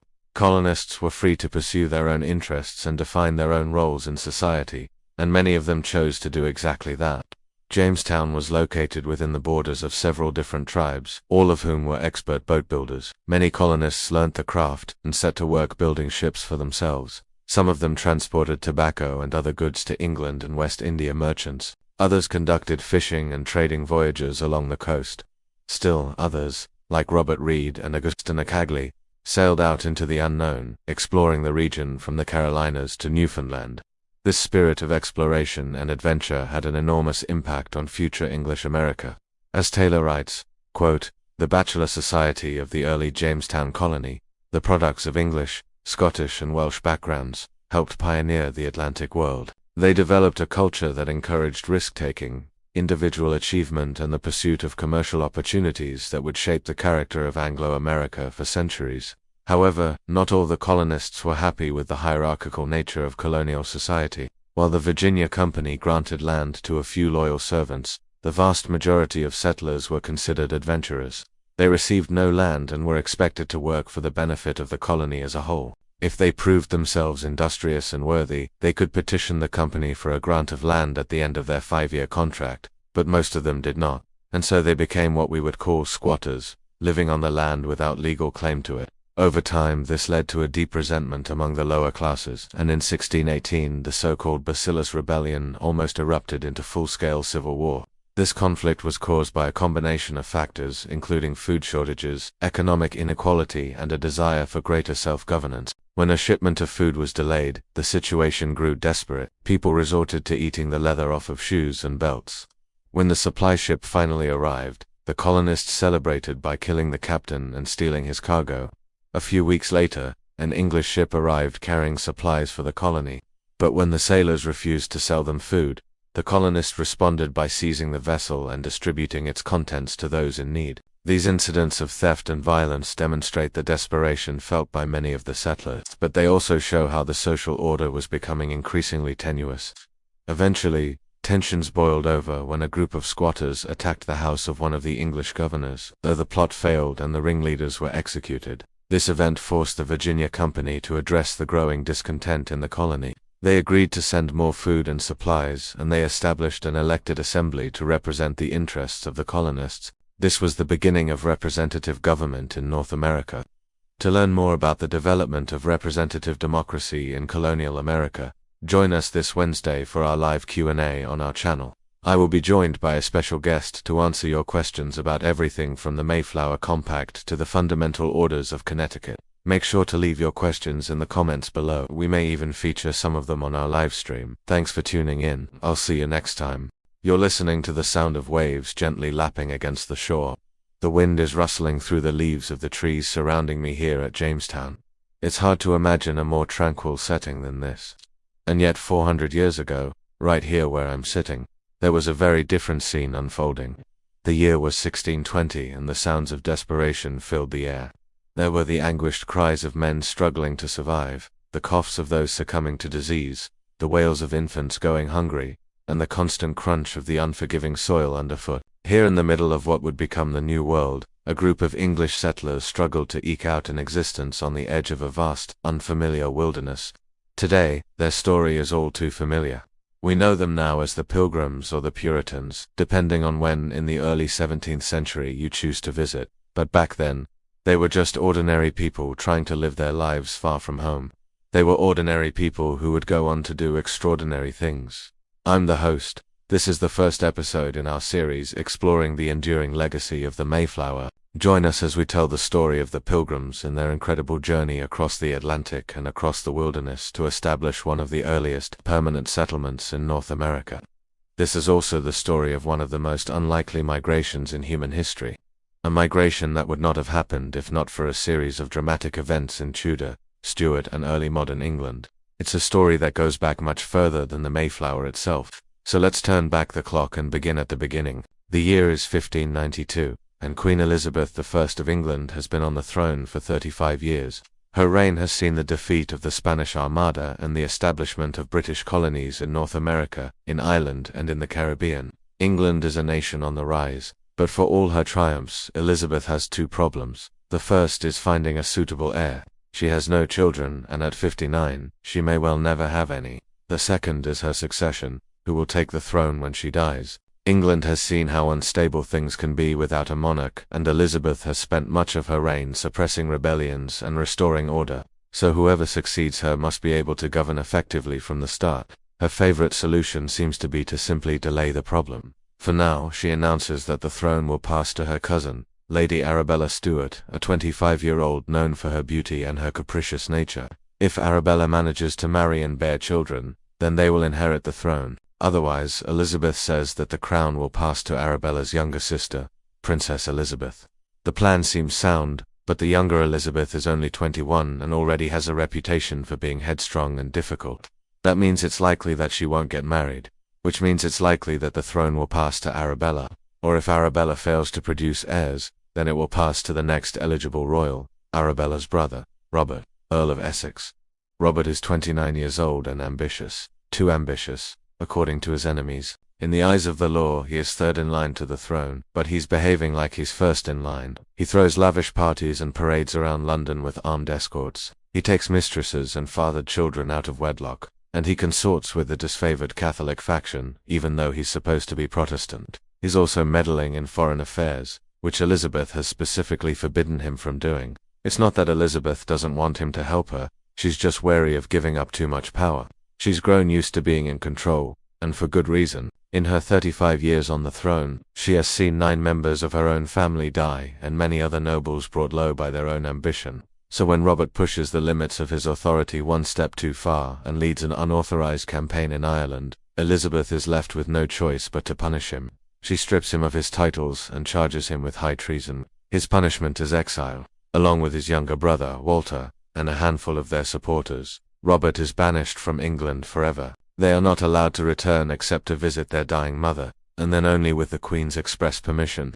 All 3 brothers soon find themselves outside the walls of Tilbury, watching the gates close behind them and knowing that they may never see England again. As exiles, they are free to go anywhere in Europe, but they are penniless and without friends or influence. And so the 3 look to the New World as their best chance for a fresh start, but getting there won't be easy. For all its riches, England in the late 16th century had little interest in settling North America. Most journeys across the Atlantic were still undertaken for one of three reasons. You were an explorer searching for gold or other riches, a privateer looking to plunder enemy ships, or a settler looking for land, usually in the Caribbean or in what is today the southern United States. The Mayflower's voyage would not have been possible without the support of a wealthy sponsor, and the Pilgrims wouldn't have made the journey without one. In exile in France, the two younger brothers found that kind of support in a merchant named Thomas West, who became the Earl of Devon. West was hoping to establish a settlement in Newfoundland and make his fortune, and he recruited Robert and Walter to help him. Meanwhile, back in England, their elder brother, Francis, was busy making a name for himself in quite a different way. Now calling himself the Black Friar, he joined a radical Protestant sect called the Separatists, who wanted to break away entirely from the Church of England and form their own independent congregations.